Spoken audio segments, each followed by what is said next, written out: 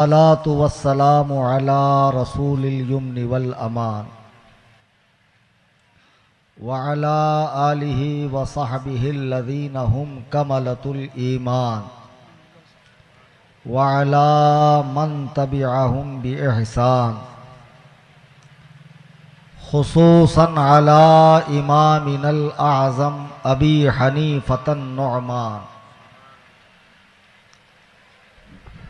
وعلى معجزة الرسول الإمام أحمد رضا خان عليهم الرحمة والرضوان.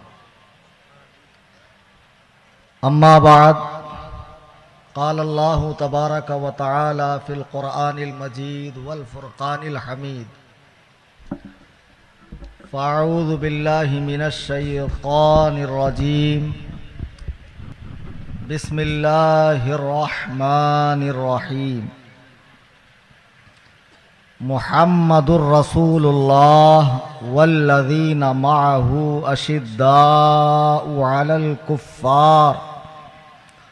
على الكفار رحماء بينهم تراهم ركعا سجدا يبتغون فضلا من الله ورضوانا. عن أبي سعيد الخدري قال قال النبي صلى الله عليه وسلم: لا تسبوا أصحابي فلو أن أحدكم أنفق مثل أحد ذهبا ما بلغ مد أحدهم ولا نصيفه أو كما قال عليه الصلاة والسلام. اسٹیج پہ موجود نہایت واجب الاحترام علماء کرام، مشائخ طریقت، پیران کرام، سادات کرام، ائمہ حضرات، مدرسین حضرات اور دور و دراز قرب و جوار سے تشریف لائے میرے سنی، جنتی، حنفی، بریلوی بھائیوں، آئیے ہم اور آپ غایت ادب و احترام سے اپنی اور ساری کائنات کے مرکز عقیدت جناب احمد مجتبی محمد مصطفیٰ صلی اللہ علیہ وسلم کی بارگاہ میں ہدیہ درود و سلام پیش کریں. اللہم صلی علی سیدنا مولانا محمد بارک وسلم صلاۃ و سلام علیک یا رسول اللہ صلی اللہ تعالی علیہ وسلم. جو جوش، جو بالیدگی آپ کے اندر شروع میں تھا جب ہمارے شاعر اسلام مولانا رفیق القادری صاحب آپ سے ساری انرجی کھینچ رہے تھے، پھر مولانا مفتی کلیم الدین کے وقت وہ قدرے کم ہو گیا اور میرے وقت پتہ نہیں کہاں شہر خموشہ میں چلا گیا یا کہاں چلا گیا. اچھا، سبحان اللہ بولنے کا ایک محل ہوتا ہے تو اسی مقام پر سبحان اللہ بولی. ایک مولانا تقریر کر رہے تھے، بنی اسرائیل کے زمانے کا واقعہ بتا رہے تھے کہ ایک شخص نے 99 عالموں کو مار ڈالا تو ایک شخص جوش میں کہتا سبحان اللہ. تو بے موقع سبحان اللہ مت بولا کیجیے آپ حضرات. عزیزان گرامی وقار، میں بہت پہلے اسٹیج پہ حاضر آیا، مجھے بتایا گیا کہ وقت قلیل ہے تو میں نے کہا جلدی سے حاضری دے دوں، اپنی بات مکمل کروں، پھر اپنے گھر کی طرف رخصت ہو جاؤں. لیکن آنے کے بعد وقت میں برکت ہو گئی اور ماشاء اللہ مجھے یہ خبر ملی ہے کہ آپ کو 12 بجانا ہے گھڑی کے، یعنی ابھی تو 11 ہی بج رہے ہیں، 12 بجے تک پروگرام چلانا ہے. میرے بزرگوں، دوستوں، مولانا رفیق القادری صاحب نے دوران نعت بھی تبلیغ کا فریضہ انجام دیا اور ان کے بعد بہت ہی جوشیلے بہترین عالم دین، دقاق عالم دین مفتی کلیم الدین نوری صاحب دامت برکاتہم نے بھی بہت ہی اچھے انداز میں آج موجودہ 2 فتنوں کے تعلق سے بتایا کہ ایک کس طرح خارجیت کی طرف بڑھ رہا ہے اور ایک کیسے محبت اہل بیت کے نام پر دین میں دھاندلی کر رہا ہے. آج کا جو یہ جلسہ ہے بنام عظمت صحابہ کانفرنس، وہ عرس غریب نواز رضی اللہ تعالیٰ جو شہر بھیونڈی کے بہت ہی مشہور معروف عالم دین، صوفی باصفا اور واقعی با اخلاق عالم دین ہے. اللہ تعالیٰ ان کے اخلاق کا صدقہ مجھے بھی عطا کرے. بالکل پہلی ملاقات ہے میری اور پہلی ملاقات میں ہی جو ہے انہوں نے واقعی دل کو جیت لیا۔ جو لوگ اپنے نام کے آگے صوفی ٹائٹل لگاتے ہیں ان کو چاہیے کہ ان کے پاس آ کر تصوف کو سمجھیں کہ تصوف ہے کیا۔ بہرحال حضرت علامہ مولانا خلیفہ سرکار تاج الشریعہ مولانا صوفی نظر عالم صاحب دامت برکاتہم نے آج اس جلسے کا انعقاد کیا ہے۔ اب دیکھیے جلسے میں ہوتے ہوتے ہمارے شہر ممبئی کے بلکہ پوری دنیا میں لقب ماموں سے مشہور، یعنی ان کے ماموں ہونے پر تو گویا رضویوں کا اجماع ہو گیا اور ان کے بھانجا ہونے سے کوئی خارج نہیں ہے۔ میں کئیوں کا ماموں ہوں، میں بھی ان کا بھانجا ہوں ماشاءاللہ۔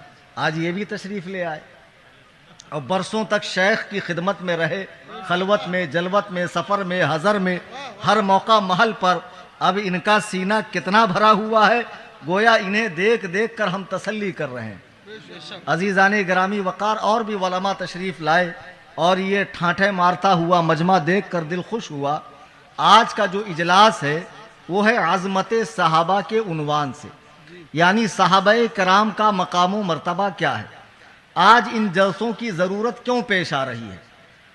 جب نبی کریم صلی اللہ علیہ وسلم مکے سے مدینہ تشریف لائے، اسلام پھلنے پھولنے لگا، بڑھنے لگا اور اسلام کی شمعیں روشن ہوتی گئی، دراز ہوتی گئی، تو کچھ لوگوں کو اسلام پھلتا پھولتا برداشت نہیں ہوا، تو بظاہر انہوں نے کلمہ پڑھ لیا، بظاہر وہ مسلمان تھے، جیسے آج بھی لاکھوں لوگ قرآن پڑھنے والے، نماز پڑھنے والے اسلام کا دعویٰ کرتے پھرتے ہیں۔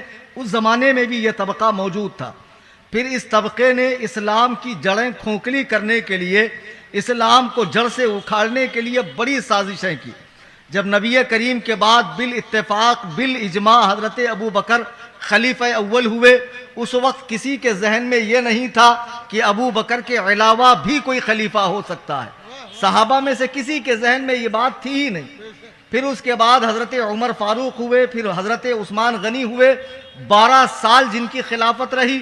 حضرت عثمان کے زمانے میں عبداللہ ابن سبا نامی یمن کا ایک یہودی مدینے آتا ہے، اسلام قبول کرتا ہے۔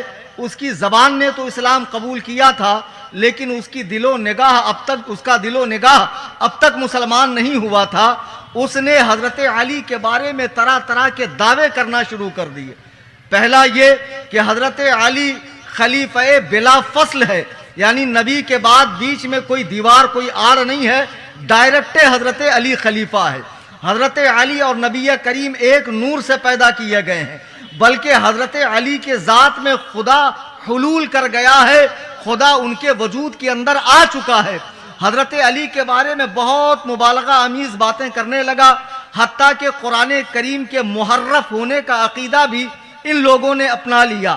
آج جو قرآن کریم ہمارے حفاظ کے سینے میں ہے، ہماری مساجد میں ہے، 30 پارے، اہل تشیع کے نزدیک یہ قرآن مکمل نہیں ہے۔ ان کے نزدیک قرآن کے 40 پارے ہیں اور 10 پارے ان کے امام غائب کسی غار میں چھپے ہوئے ہیں، وہاں لے کر بیٹھے ہیں، اور ان 10 پاروں میں صرف اور صرف اہل بیت ہی کے فضائل ہیں، حضرت علی ہی کے فضائل ہیں۔ اب یہ فرقہ اتنا تیزی سے پھیلا، اسی دور میں ایک اور فکر اٹھی جسے خارجیت سے موسوم کیا گیا، خارجی نام دیا گیا۔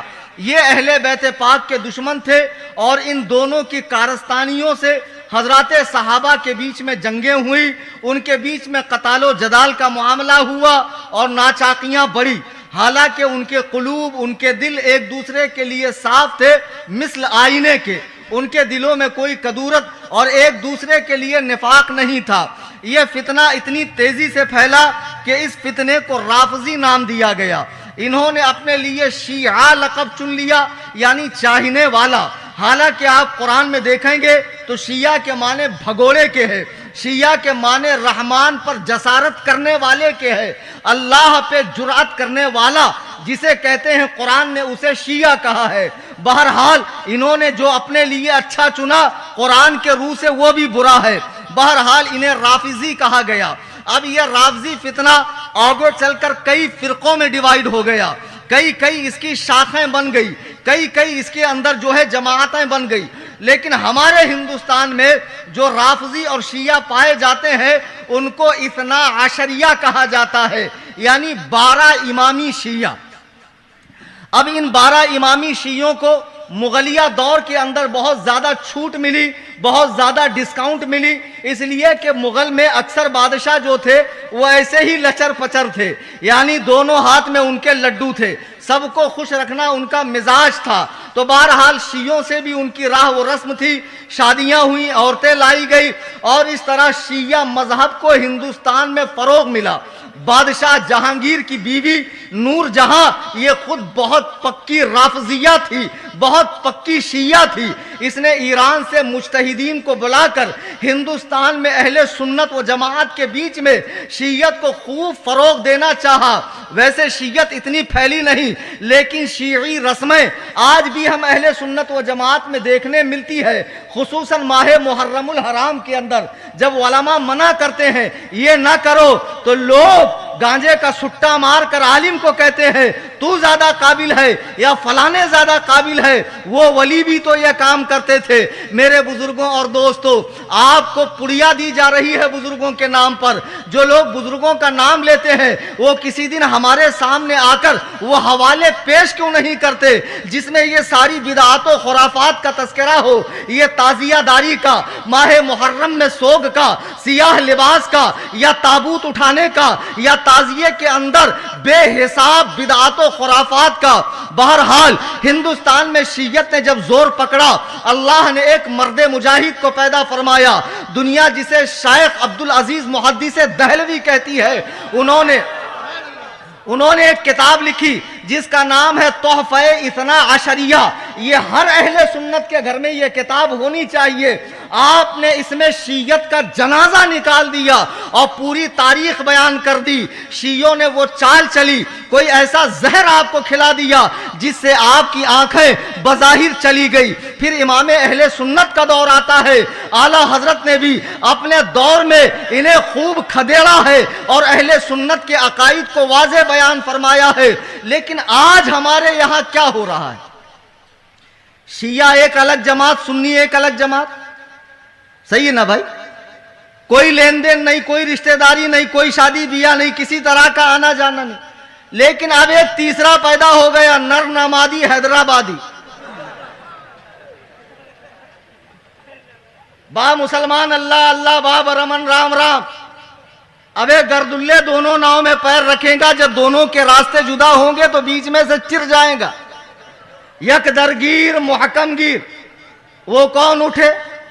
اب اس دور میں ایک نیا فرقہ اٹھا ہے اور بڑا اہل بیت کا چاہنے والا، اور شیعوں کی جھٹن کھانے والے اپنے آپ کو مولائی کہتے ہیں، حسینی سنی۔ ٹائٹل بڑا خوبصورت ہے، لیکن یاد رکھو سنڈاس پہ چاندی کا ورق لگانے سے اصلیت نہیں بدلتی ہے۔ ورق ہٹا کے اندر کی گندگی دیکھو، کہیں ایسا نہ ہو مجموعہ 96 میں آپ کو پیور پیشاب دے رہا اور ملے جا رہے ہو۔ حماقت مت کرو، جانچ پڑتال کرو۔ زمانہ بہت دھوکہ دھڑی کا ہے، یہ ضروری تھوڑی ہے کہ جس کے بہت بڑی داڑھی ہو، بہت بڑا فیض العلوم ہو، بہت گاڑی عربی بولتا ہو، مسند امام احمد ڈائریکٹ سعودی سے پڑھ کے آیا ہو تو سمجھو گے کہ بہت بڑا علامہ ہے۔ یہ بہت بڑا علامہ نہیں، بہت سڑا ہوا علامہ ہے۔ اب ایک وہ گروہ اٹھا جو اپنے آپ کو مولائی کہتا ہے۔ یہ لوگ زیادہ کس چیز سے تعلق رکھتے ہیں؟ خانقاہوں سے، بڑی بڑی بارگاہوں کے سجادہ نشین، مسند نشین، آل فلاں فلاں فلاں کی آل۔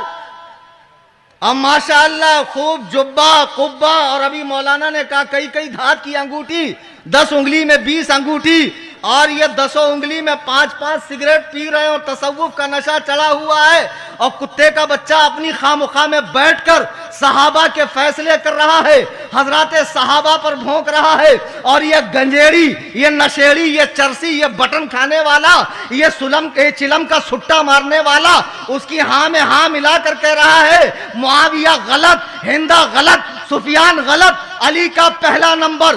جب تک قرآن و سنت کے قریب نہیں آؤ گے, اللہ و رسول کے ارشاد کو نہیں سمجھو گے, خدا کی قسم دین کا حقیقی معنی مفہوم تمہیں پتہ ہی نہیں چل سکتا ہے.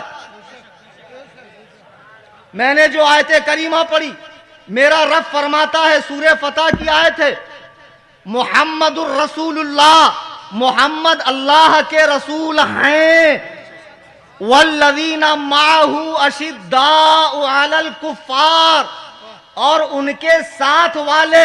مفسرین فرماتے ہیں معہ سے مراد ابو بکر ہے, اور اشداء علی الکفار سے مراد عمر ہے, اور رحماء بینہم سے مراد عثمان غنی ہے, اور تراہم رکعا سجدا سے مراد علی مرتضی ہے. دیکھو جو ترتیب خلافت ہے وہی ترتیب فضیلت بھی.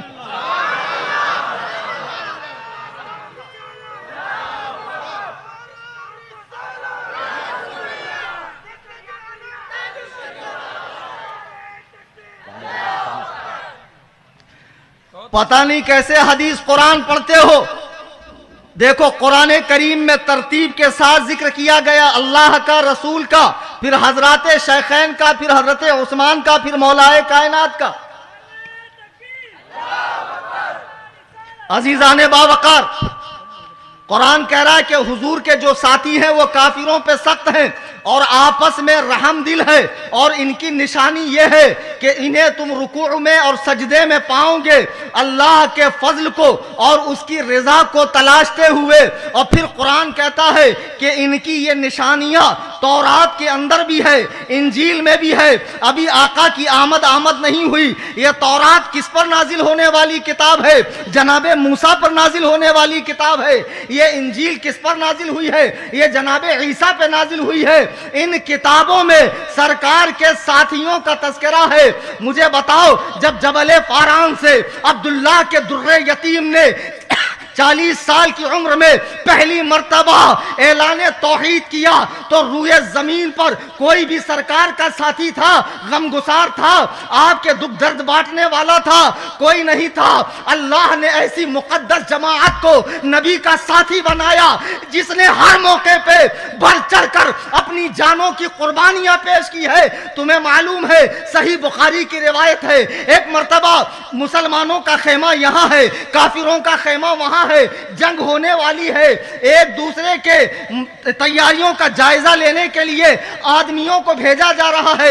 کافروں کے خیمے کا ایک آدمی مسلمانوں کے خیمے میں آتا ہے. کیا دیکھتا ہے؟ نماز کا وقت ہے, بتہائی پیغمبر وضو فرما رہے ہیں. حضرات صحابہ وضو کے پانی کو لپک لپک کے لیتے ہیں, کبھی چہرے پہ ملتے ہیں, کبھی چھاتی پر ملتے ہیں. اللہ اکبر کبیرہ. یہ دیکھ کر واپس چلا گیا تو کفاروں کے سپہ سالار نے پوچھا, یہ بتاؤ مسلمانوں کی تیاری کیسی ہے؟ اس نے کہا, میں نے جو مسلمانوں کی تیاری دیکھی ہے اس کے بعد جنگ لڑنا عبث ہے. جنگ لڑنا اپنے آپ کو موت کے کنویں میں ڈالنا ہے. محمد ہوشیاروں کو لے کر نہیں آیا ہے, محمد دیوانوں کو لے کر آیا ہے. ہوشیاروں سے لڑنا الگ بات ہے, دیوانوں سے لڑنا الگ بات ہے.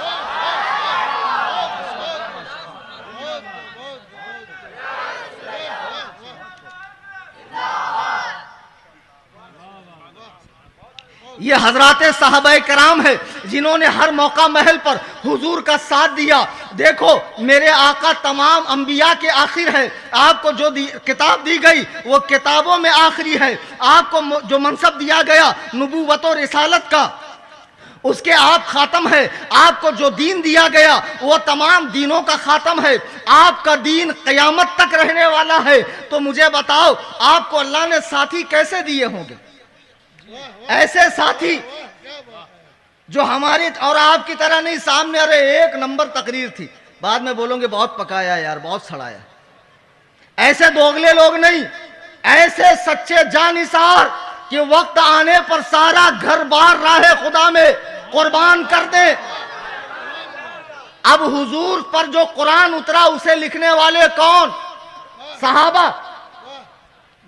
حضور نے جو فرمایا حدیث اسے لکھنے والے اگلی نسلوں تک پہنچانے والے کون؟ صحابہ.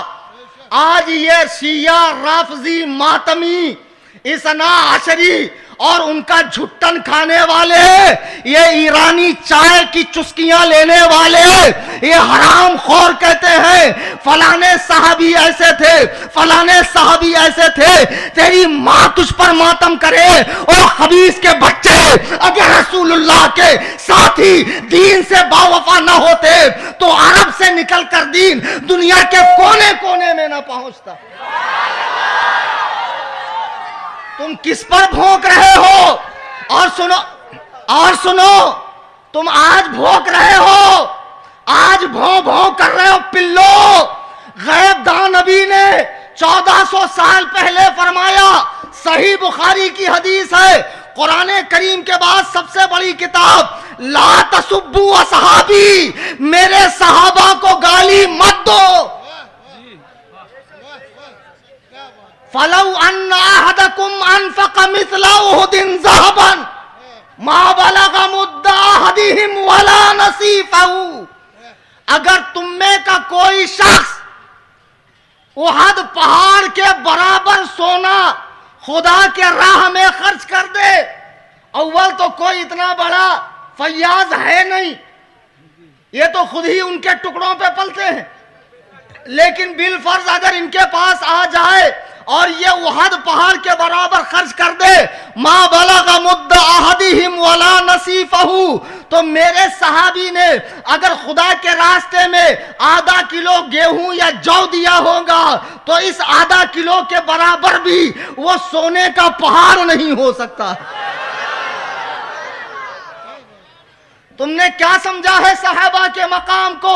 اللہ نے بہترین ساتھی حضور کو عطا فرمائے جنہوں نے پوری کوششوں سے ایمان و اسلام کی یہ امانتیں نسلن بعد نسلن قرنن بعد قرنن پوری دنیا کے اندر پھیلا دیا ہے.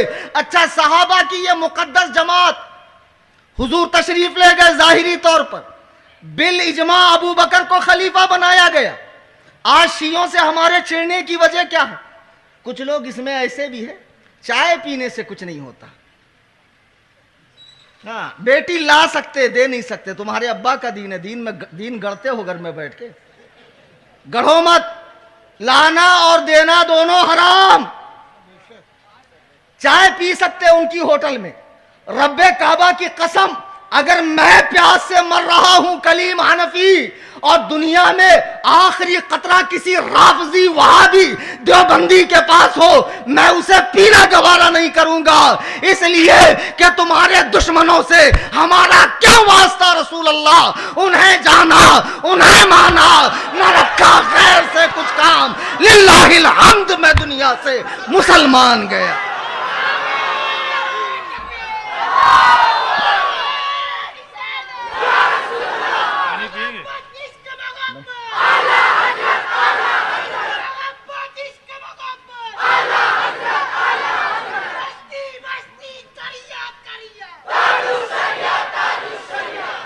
عزیزان گرامی، آج ہماری صحابہ، آج رافضیوں سے چڑھنے کی وجہ کیا ہے؟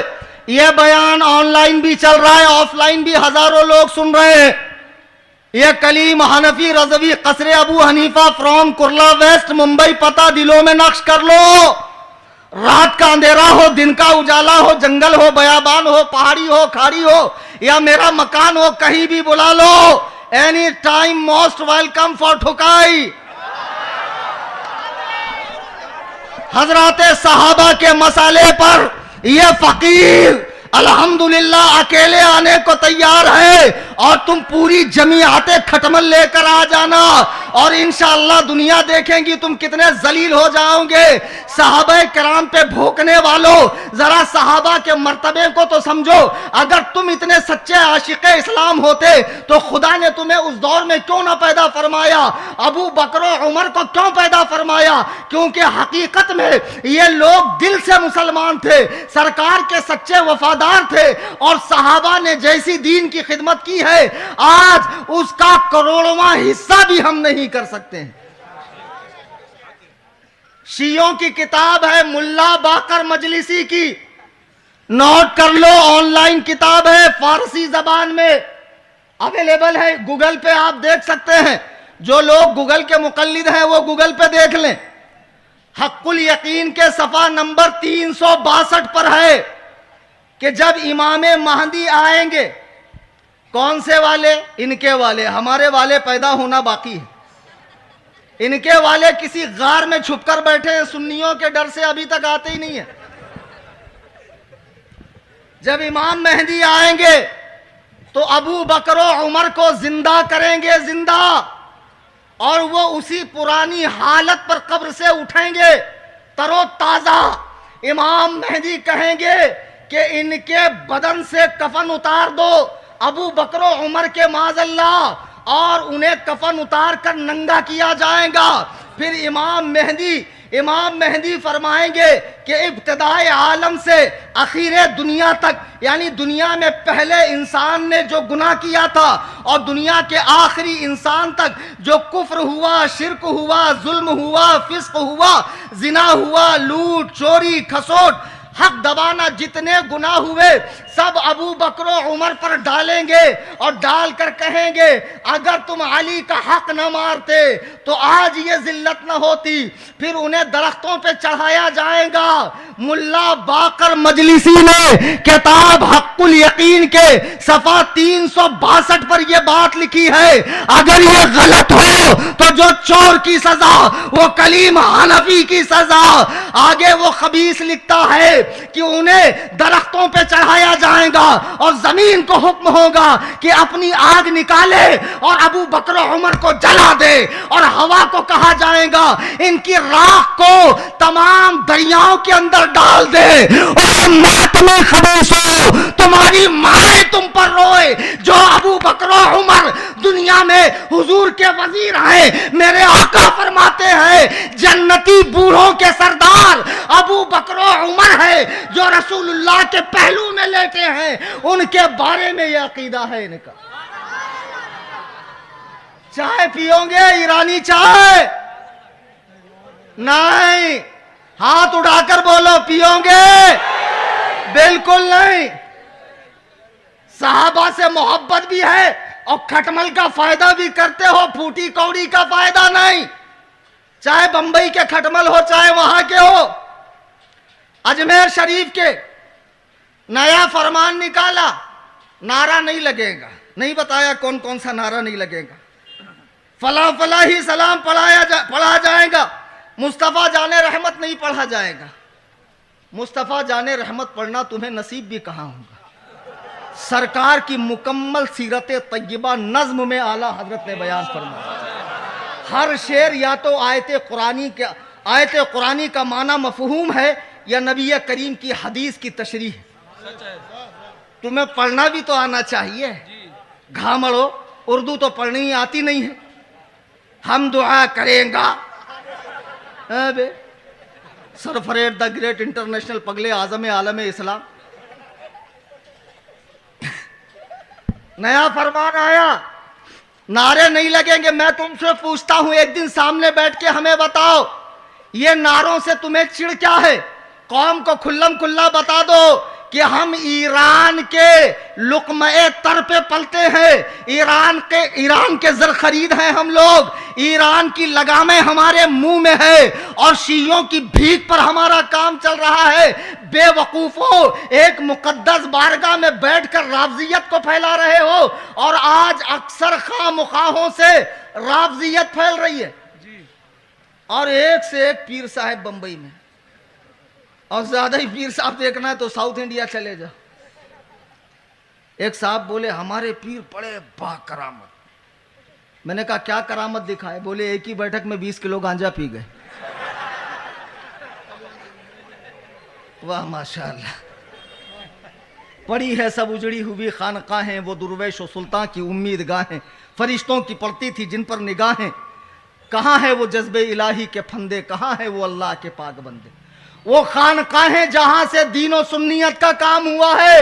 آج یہ عقابوں کے نشیمن پر یہ زاغ بیٹھے ہوئے ہیں کوے، اور وہاں سے شیعت کو فروغ دے رہے ہیں۔ میں آپ کو بارگاہوں میں جانے سے نہیں روک رہا ہوں، پیروں سے ملنے سے نہیں روک رہا ہوں، لیکن جب بھی کسی پیر سے ملو تو اس سے پوچھو دمادم مست قلندر، اور اگر بولے علی کا ہاں تو ختم معاملہ اس کا پورا خراب ہے. اگر بولے ابو بکر کا پہلا نمبر، اس سے پوچھو امیر معاویہ، سفیان اور تمام صحابہ کرام کے بارے میں. اگر اس کا دل صاف ہو تو ضرور اس کی زیارت کیجئے، اس سے فیض حاصل کیجئے. اس میں کوئی مذائقہ نہیں ہے. میرے بزرگوں اور دوستوں، یہ پیران کرام کہے جانے والے لوگ حضرات صحابہ پہ بھونک رہے ہیں. دیکھو میرے آقا فرماتے ہیں اللہ اللہ فی اصحابی لا تتخذوہم غردم بعدی. اللہ کے لیے میرے صحابہ کے معاملے میں اللہ سے ڈرو. میرے صحابہ کے معاملے میں اللہ سے ڈرو. لا تتخذوہم غرضم بعدی. میرے دنیا سے جانے کے بعد انہیں تنقید کا نشانہ نہ بناؤ. فمن احبہم فبحبی احبہم. جو مجھ سے محبت رکھتا ہے وہی صحابہ سے محبت رکھے گا. آسان ترجمہ کر رہا ہوں، یعنی میرے سبب ہی صحابہ سے محبت ہوگی. وَمَنْ أَبْغَضَهُمْ فَبِبُغْضِي أَبْغَضَهُمْ. اور جو مجھ سے بغض رکھتا ہے وہی صحابہ سے بغض رکھے گا. دیکھو سرکار نے صاف فرما دیا کہ صحابہ کی دشمنی جن کے دلوں میں ہے، در حقیقت ان کے دلوں میں سرکار کی دشمنی ہے. ورنہ صحابہ سے چڑھنے کی بات کیا ہے؟ حق نہیں دیا، حق نہیں دیا. آج شیعوں کی بولی بول رہے ہو. یہ شیعہ جن کے مذہب میں تقیہ کرنا، جھوٹ بولنا ثواب ہے، اور اتنا بے شرم مذہب روئے زمین پر شاید کوئی ہو جو یہودیوں کے نطفے سے بنا ہوا ہے. تمہیں شیعوں کی تاریخ کیا معلوم ہے؟ آج شیعوں کے ساتھ اسٹیج شیئر کر رہے ہو، دعوتیں اڑا رہے ہو، اور اہل سنت و جماعت مسلک اعلیٰ حضرت کے ماننے والوں کو شدتی کہا جاتا ہے، سخت کہا جاتا ہے. بے وقوفو، ہم تمہارا بھلا چاہتے ہیں، اس لیے تمہیں بری صحبت سے بچانے کی کوشش کر رہے ہیں. میرے آقا فرماتے ہیں جس کے دل میں میرا بغض ہوگا وہی صحابہ سے بغض رکھے گا. پھر میرے آقا فرماتے ہیں وَمَنْ آذَاهُمْ فَقَدْ آذَانِي. جس نے صحابہ کو تکلیف دی اس نے مجھے تکلیف دی. وَمَنْ آذَانِي فَقَدْ آذَى اللَّهُ. جو مجھے تکلیف دیتا ہے وہ اللہ کو تکلیف دیتا ہے. وَمَنْ آذَى اللَّهَ فَيُوشِكُ أَنْ يَأْخُذَهُ. اور جو اللہ کو تکلیف دے گا ان قریب اللہ تعالی اسے اپنی گرفت میں لے لے گا. دیکھو نبی نے صاف فرما دیا. لیکن آپ کو ایک بات میں بتاؤں کہ شیعہ مذہب میں ویسے تو صحابہ کی تعداد لگ بھگ 1,24,000 کچھ ہے. جب حضور نے 40 سال کی عمر میں جبل فاران سے نبوت کا اعلان کیا اور جو لوگ داخل اسلام ہوتے گئے وہ صحابی بنتے گئے. بہت سے صحابہ جنگوں میں شہید ہوئے، طبعی موت مر گئے، سرکار کے سامنے فوت ہو گئے، دنیا سے تشریف لے گئے. اور آخر میں جب اسلام پھلا پھولا اور میرے آقا ہجری 11 میں دنیا سے دار بقا کی طرف کوچ کرنے لگے تو اس وقت دنیا میں کل بڑے بوڑھے جتنے صحابہ تھے وہ 1,24,000 کچھ تھے. 1,14,000 کی بھی تعداد ہے کتابوں میں. لیکن آپ کو حیرت ہوگی شیعوں کے نزدیک صحابی صرف 3 ہیں، صرف 3. ان کے بہت بڑے عالم یعقوب کلینی نے اپنی کتاب الکافی جو قرآن کے بعد نہج البلاغہ اور الکافی یہ 2 کتابیں ان کے یہاں بڑی معتبر ہیں. اس میں لکھا ہے کہ نبی کریم کے دنیا سے جانے کے بعد تمام صحابہ زمانہ جاہلیت کی طرف لوٹ گئے، یعنی پہلے مذہب پر چلے گئے، اور صرف 3 صحابہ بچے. ایک سلمان فارسی، ایک ابو ذر غفاری اور ایک مقداد بن اسود. ان کے علاوہ سارے صحابہ چلے گئے، دین سے پھر گئے. اب مجھے بتاؤ جو کسی مسلمان کو بلا وجہ شرعی بلا دلیل شرعی کافر کہے اور وہ کافر نہ ہو تو کہنے والا کیا ہوگا؟ پکی بات نا؟ ہاں کوئی شک نہیں. ماشاءاللہ علماء کی صحبت میں رہنے سے اتنے تو ٹرینڈ ہو گیا. تو جو حضرات صحابہ میں 1,24,000 کم و بیش صحابہ کو کافر کہے وہ کتنی بار کافر ہوا؟ اتنی بار کافر ہوا. اور پھر حضرت علی کو انبیاء سے افضل بتا کر جو غیر نبی کو نبی سے افضل کہے وہ بالاجماع کافر ہے. تو 1,24,000 کم و بیش انبیاء بھی ہیں. شیعہ پھر اتنی مرتبہ کافر. ابو بکر و عمر کو مسلمان ماننے والوں کے بارے میں ملا باقر مجلسی لکھتا ہے کہ امام زین العابدین سے ان کے غلام نے پوچھا کہ ابو بکر و عمر کے بارے میں ہمیں کیا خیال کرنا چاہیے؟ تو امام زین العابدین نے فرمایا کہ یہ دونوں پکے کافر تھے، جو ان کے کفر میں شک کرے وہ بھی کافر۔ تو 1400 سالوں میں کروڑوں مسلمان ابو بکر و عمر پر جان دینے والے ہوئے، اب بھی یہاں موجود ہیں اور وقت آنے پر دیں گے بھی اور قیامت تک ہوں گے۔ تو شیعوں کے نزدیک یہ سارے مسلمان کیا ہیں؟ ارے کاہے ڈر رہے؟ ان کی کتاب میں لکھا ہے بھائی، ان کی کتاب میں لکھا ہے کافر۔ تو بتاؤ ان سارے کروڑ مسلمانوں کو کافر کہہ کے شیعہ کتنی بار کافر ہوئے؟ خبردار خبردار، ان کافروں کے جلوسوں میں نہ جانا۔ ان کا جو منحوس تبرک ہوتا ہے وہ بھی نجس ہے، اسے بھی کھانا حرام۔ ان کے جلوس کو دیکھنے جانا تماشائی کی حیثیت سے وہ بھی حرام، اور ان کے کسی بھی طرح کی تقریب میں یا ایونٹ میں جانا یا ان کی ہاں میں ہاں ملانا حرام، سخت حرام ہے۔ جن کے نزدیک سارے صحابہ دین سے پھر گئے، میں ان شیعوں سے ایک سوال کرنا چاہتا ہوں، میرے سوال کو اچھے سے مائنڈ میں بٹھا لیں، آپ بھی کریں، مجھے بتائیں جب اللہ کو معلوم تھا کہ نبی کے دنیا سے جانے کے بعد یہ صحابہ دین سے پھر جائیں گے، یہ کافر ہو جائیں گے، زمانہ جاہلیت کی طرف لوٹ جائیں گے، تو اللہ نے ان صحابہ کے لیے قرآن میں رضی اللہ عنہم ورضوا عنہ کیوں کہا؟ اللہ ان سے راضی ہے، وہ اللہ سے راضی ہے۔ اللہ نے قرآن میں کیوں فرمایا وَكُلًّا وَعَدَ اللَّهُ الْحُسْنَى؟ اللہ نے ان سب سے جنت کا وعدہ کر لیا۔ نہیں سمجھے؟ آج میری رائے میرے بھانجے مفتی کلیم کے بارے میں ایک ہے، کل انگلی کریں گے رائے دوسری، کیونکہ مجھے نہیں معلوم کل کیا ہونے والا، مجھے نہیں معلوم، لیکن اللہ کا علم تو ایسا نہیں ہے۔ آج ناقص ہے، کل کامل ہوا، پھر اور اکمل ہوا، اس کا علم تو ہمیشہ سے ایک ہی حالت پر ہے۔ تو اسے پتا کیوں نہیں چلا؟ اس نے قرآن میں ان کو کیوں کہا کہ یہ لوگ وہ ہیں جو کافروں پہ سخت ہے، آپس میں رحم دل ہے؟ ان کی تعریف تورات میں بھی ہے، انجیل میں بھی ہے، قرآن میں اللہ نے سب سے پہلے یا ایھا الذین آمنو کا جب خطاب ہے، اس کے اولین مخاطب صحابہ کرام ہے۔ کیوں صحابہ کرام کے بارے میں کہا وَسَيُجَنَّبُهَا الْأَتْقَى؟ سب سے بڑا متقی جہنم سے ابو بکر دور رکھا جائے گا۔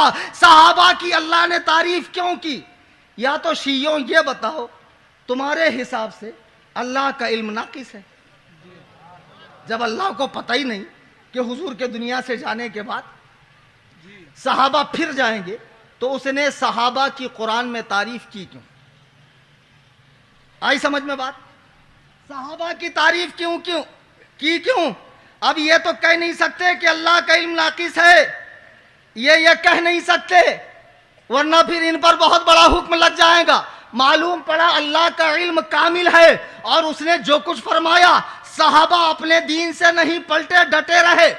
اچھا دوسرے نمبر پہ، اگر صحابہ سب کے سب دین سے چلے گئے، ایسے خبیث عقیدے ان کی کتابوں میں لکھے ہیں، اگر پڑھو گے تو آپ کے رنگوٹے کھڑے ہو جائیں گے، تو نبی کریم نے صحابہ کے بارے میں کیوں فرمایا کہ میرے صحابہ کو برا نہ کہو، ان کا آدھا کلو گیہوں دینا تمہارا احد پہاڑ کے برابر سونا دینا برابر نہیں ہو سکتا؟ اللہ کے نبی نے یہ کیوں فرمایا لا تمس النار رعانی اور رعا من رعانی؟ جہنم کی آگ اس مسلمان کو نہیں چھوے گی جس نے مجھے دیکھا یا میرے دیکھنے والوں کو دیکھا۔ اس میں کتنے طبقوں کو بشارت ہے؟ 2 طبقوں کو۔ لا تمس النار رعانی اور رعا من رعانی، اس مسلمان کو جہنم کی آگ نہیں چھوے گی جس نے مجھے دیکھا۔ صحابی کہتے کس کو ہے؟ جس نے ایمان کی حالت میں حضور کو دیکھا۔ اچھا کتنی دیر دیکھا؟ امام ابن حجر عسقلانی رحمہ اللہ، کبھی حلوے، مانڈے، چھوٹی دیگ، بڑی دیگ سے تو باہر آؤ، کبھی چادر گاگر سندل بنڈل دھوم دھڑاکہ دمادم مست کلندر علی کا پہلا نمبر، میں تو ناچوں گی گولر تلے، کبھی اس سے بھی تو باہر آؤ۔ ابے شرعی زنخے آدمی ہو کے ہجڑا بنا جا رہی ہے کم بخت، میں تو خواجہ کی دیوانی، اپن تو جارے لا۔ ایسے لوگوں کے لیے ہمارے ماموں ہی بہت ہے، حدیث میں آئلہ، ایسے لوگوں کو ہمارے ماموں جانی نپٹ لیتے۔ بہرحال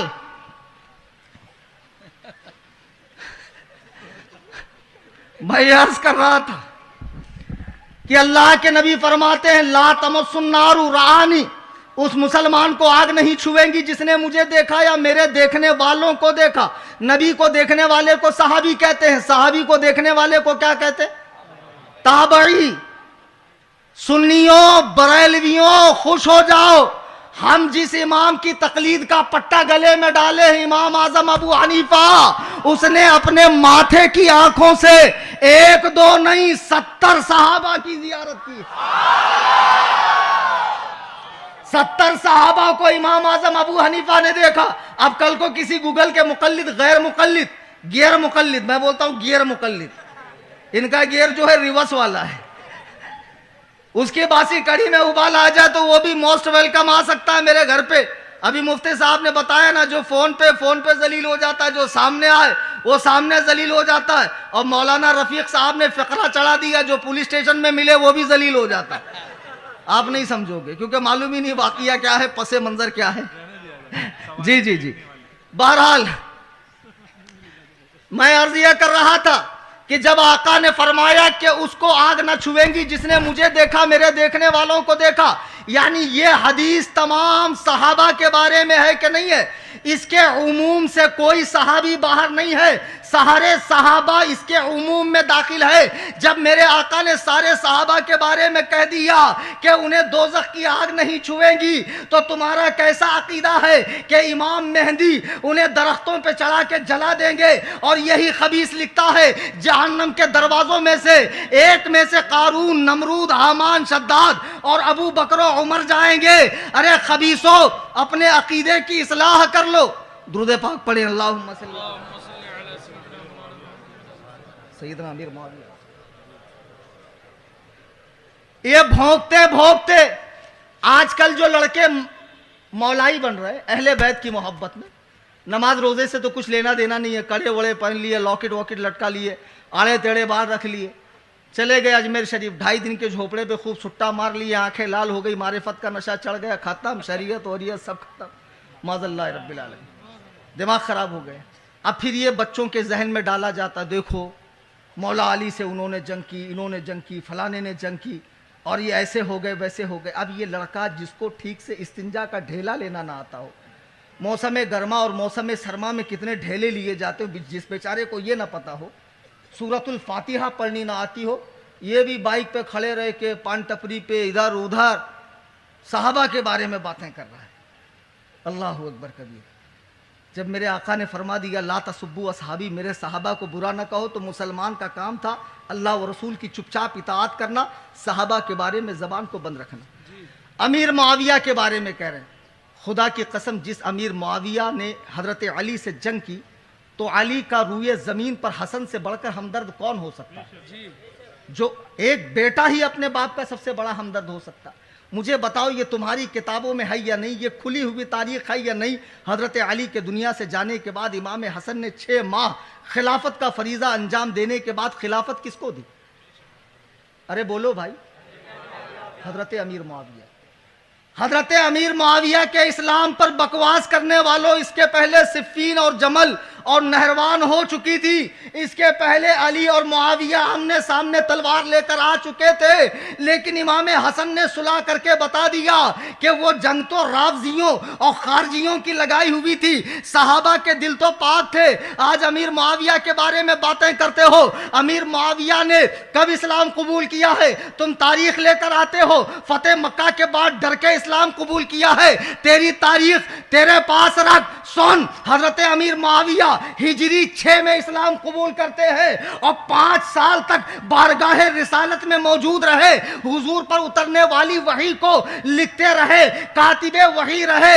اللہ کے نبی نے جو بادشاہوں کو خطوط لکھے ہیں ان میں سے کئی خط امیر معاویہ کے ذریعے لکھوائے ہیں۔ مجھے بتاؤ، جو آنکھ ایک لمحے کے لیے عبداللہ کے لال کو، آمنہ کے در یتیم کو، تاجدار ختم نبوت کو دیکھ لے، میرے آقا اعلی حضرت فرماتے ہیں خدا کس پیار سے انہیں دیکھتا ہے جو آنکھیں ہیں محو لقائے محمد، جو آنکھیں ہیں محو لقائے محمد۔ امیر معاویہ نے 5 سال رخ والضحیٰ کو دیکھا ہے، زلف واللیل کو دیکھا ہے، مصطفیٰ کریم کی اقتداء میں نماز پڑھی ہے۔ بھونکنے والوں ہوش کے ناخن لو، کہتے ہیں سارے صحابہ پھر گئے، تو نبی کو کیوں نہیں معلوم پڑا کہ میرے صحابہ پھر جائیں گے؟ کیوں ان کے بارے میں اتنی تعریفیں کی نا بھائی؟ مناظرے میں آؤ، میں آپ کی کتابوں سے دکھاتا ہوں، یہ تو تقریر ہے نا۔ جب سامنے آؤں گے بیٹھوں گے تو میں آپ کے کتب سے حضرت ابو بکر و عمر و عثمان کی فضیلت دکھاتا ہوں۔ تو اس کا مطلب تمہارے حساب سے اللہ کے نبی کو بھی علم غیب نہیں، حضرت علی کو سب سے بڑا عالم مانتے ہو۔ مجھے بتاؤ، اگر حضرت علی کا ان لوگوں نے حق مارا اور یہ غلط تھے، اسلام سے پھر گئے، تو حضرت علی نے 25 سال تک ان لوگوں کے اقتداء میں نماز پڑھی کیوں؟ ارے بھائی، چوتھی مرتبہ حضرت علی کا نمبر آیا نا، پہلے ابو بکر، پھر عمر، پھر عثمان، 10 سال حضرت عمر، 12 سال حضرت عثمان، 2 سال 2.5 سال حضرت ابو بکر صدیق، 25 سال تک حضرت علی۔ امام اعظم ابو حنیفہ کے زمانے میں کوفہ میں ایک بہت بڑا سڑا ہوا بدبودار نہایت ہی مکروہ تحریمی سڑا ہوا رافضی آیا، اب بکواس کرنے لگا کہ حضرت عثمان جو ہے معاذ اللہ وہ یہودی تھے وغیرہ وغیرہ۔ امام اعظم اس کے یہاں گئے، اور ہمارے امام کی بات ہی کیا ہے، فرمایا میں نے سنا ہے تمہاری بڑی خوبصورت بیٹی ہے۔ اب جب اس نے دیکھا مسلمانوں کا اتنا بڑا امام آیا ہے، باوجود شیعہ ہونے کے دری وغیرہ بچھائی کا حضور بیٹھی، حضرت نے فرمایا میں نے سنا تمہاری بڑی خوبصورت بھی بیٹی ہے۔ کہا جی حضور۔ تو حضرت نے فرمایا میرے پاس بڑا اچھا رشتہ ہے، لڑکا بہت مالدار ہے، بہت پیسے والا ہے، بہت خوبصورت ہے، جہ و حشم والا ہے، صاحب اقتدار ہے۔ کہا حضور بسم اللہ بسم اللہ۔ حضرت نے فرمایا لیکن ایک مسئلہ ہے، ذرا سا معاملہ تھوڑا گڑبڑ ہے۔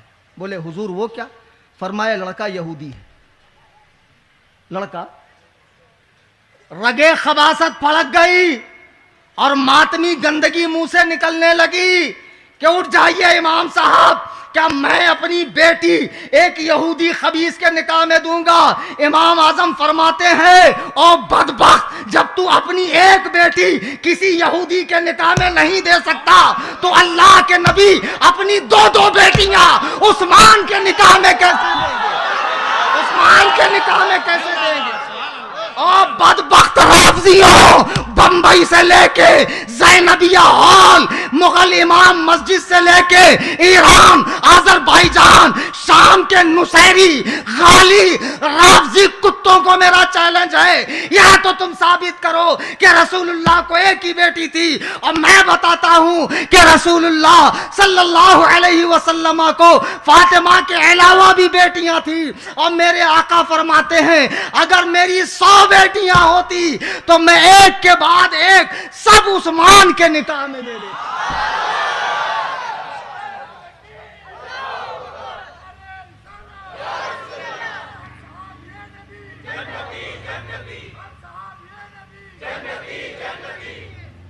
اور پھر 5 منٹ ہے عزیزان گرامی، موقع تو انشاءاللہ تقریر کے بہت آتے رہیں گے اور آپ سے ملاقات بھی ہوتی رہیں گی۔ سرے دست میں تمہیں ایک ہی پیغام دینا چاہتا ہوں، جتنا نوجوان طبقہ یہاں ہے اور سن رہا، اللہ کے لیے ایمان جیسی قیمتی شے کو ہلکا مت سمجھو۔ ایک چائے کی پیالی پہ، تھوڑی سی مٹھائی پہ، چند سکوں پر یار ایسے اللہ کے بندو ایسا مت کرو۔ صحابہ نے کتنی تکلیفیں سہی، کہتے ہیں صحابہ پلٹ گئے۔ مجھے بتاؤ جس زمانے میں صحابہ نے اسلام قبول کیا اس دور میں کیا فتوحات کا دور تھا؟ دولت کی ریل پیل تھی؟ مال و دولت کی فراوانی تھی؟ کیا تھا اس زمانے میں؟ یہاں تک کہ حضور کے پشت انور پر نماز کی حالت میں اوجڑی ڈالی جاتی تھی. نبی کو اپنا شہر چھوڑنا پڑا. 3 سال تک شعب ابی طالب میں حضور اور آپ کے ساتھیوں کو رہنا پڑا. تم کہتے ہو نبی کے جاتے ہی صحابہ پلٹ گئے. ارے صحابہ کیوں پلٹیں گے؟ انہوں نے اسلام کب قبول کیا کہ جس دور میں اسلام قبول کرنا اپنے آپ کو آگ کی بھٹی میں جھونکنا تھا. گرم گرم ریت پر امیہ بن خلف نام مردود بلال کو کھینچتا. چھوڑ دے محمد کے خدا کو. آپ فرماتے احد احد اللہ ایک ہے، اللہ ایک ہے. اب جان تو جا سکتی ہے لیکن توحید کی مستی اب بدن سے نہیں جا سکتی ہے. اللہ اکبر کبیرہ. جس زمانے میں صحابہ نے اسلام قبول کیا ہے ان پر زندگی تنگ کر دی گئی، وطن تنگ کر دیا گیا، پتھر مارے گئے، جنگیں کی گئی، وطن سے بھگایا گیا. اتنی تکلیف ہے ان اللہ کے بندوں نے برداشت کی ہے. 3 دن وہ لوگوں نے پیٹ پہ پتھر باندھ کے رکھا. یہ تو سرکار کے دنیا سے جانے کے بعد، حضرت ابو بکر کے جانے کے بعد، حضرت عمر کے دور میں قیصر و کسریٰ فتح ہوا اور دنیا کی دولت مسلمانوں کے پاس آنے لگی. تم ان کے ایمان پہ کیسے شک کرتے ہو؟ تم ان کے اسلام پہ کیسے شک کرتے ہو؟ اللہ کے لیے میں تم سے ہاتھ جوڑ کے کہتا ہوں سنی علماء کے رابطے میں آؤ، مسلک اعلیٰ حضرت کے پابند علماء کے رابطے میں آؤ، غلامان تاج الشریعہ علماء کے رابطے میں آؤ. صحیح دین ان سے سمجھو. یہ چھوٹا منہ بڑی بات ہے. پتہ نہیں موت کب آ جائے. کل کو مجھے بتاؤ حوض کوثر پہ رسول اللہ نے تم سے چہرہ پھیر لیا کہ یہ ابو بکر و عمر پہ بھونکتا تھا، کیا حال ہوگا تمہارا؟ ہم اہل سنت و جماعت، محبت اہل بیت، محبت صحابہ. اہل سنت کا ہے بیڑا پار، اصحاب حضور نجم ہے اور ناؤ عطرت رسول اللہ کی. نجم ہے اور ناؤ عطرت رسول اللہ کی. یہ کتاب میرے ہاتھ میں ہے، عدالت صحابہ تحقیق و انصاف کے آئینے میں. یہ حضرت مولانا سید اکرام الحق قادری مصباحی دامت برکاتہم نے تحریر فرمائی ہے. دارالمحبوب سبحانی کے ناظم اعلیٰ ہے. بڑی اچھی کتاب ہے. یہ میں اپنے ساتھ لایا ہوں. اپنی تنظیم سنی جمعیت الاحناف کی جانب سے یہ مفت تقسیم ہوں گی، لیکن لے کر وہی جائے جس کو اردو پڑھنا آتا ہو. یہ بڑا مسئلہ ہے کہ جہاں کچھ مفت کا ملے، بھلے کام کا ہو یا نہ ہو، لیں گے ضرور. ہمارے یہاں جری مری میں کوئی 1 کلو شکر بانٹے تو لائن لگ جاتی ہے. یہ مزاج ہٹا دو. اور پھر انگلیاں کرتے ہو عالم علماء ایسے ہوتے. پتہ نہیں ایک خطیب صاحب کا بیان سن رہا تھا کہ اماموں کو فجر کے بعد جا کر کام کرنا چاہیے، ظہر بعد کام کرنا چاہیے. تو آپ کو بھی اپنے کار میں آنا چاہیے مفت میں تقریر کر کے اور پھر واپس جانا چاہیے. دن بھر آپ کو بھی ہل چلانا چاہیے، آپ کو بھی کھیتی باڑی کرنا چاہیے، کچھ کرنا چاہیے. اس طرح نہیں. علماء اچھا ماشاءاللہ. بہرحال علماء کی قدر کریں، علم دین کی قدر کریں. یہ کتاب ہے. میرے خیال سے حضرت مولانا رفیق القادری صاحب نے فرمایا، انہوں نے رجوع کیا تو میں بھی رجوع کرتا ہوں. اب مولانا رفیق فرماتے جس اسپیڈ سے صوفی کلیم جاتے ہیں اس سے ڈبل اسپیڈ سے واپس آتے ہیں. یہ ان کا فرمان ہے میرے بارے میں. تو بہرحال یہ کتاب آپ ضرور لیتے جائیں، اس کو مطالعے میں رکھیں. باتیں بہت کہنی تھی مجھے، میں واللہ باللہ تاللہ سچ کہہ رہا ہوں، بہت کہنا تھا مجھے، اتنے نکات دینے تھے، لیکن وقت کا دامن تنگ ہے.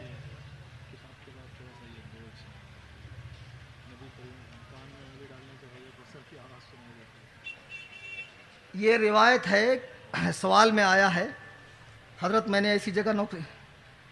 اچھا بہرحال یہ سوال تو آپ مجھ سے پرائیویٹ میں بھی کر سکتے ہیں، لیکن ایک حدیث کے متعلق کہا گیا کہ کان میں انگلی ڈالنے سے حوض، میں نے ایسی حدیث کہیں پڑھی نہیں ہے.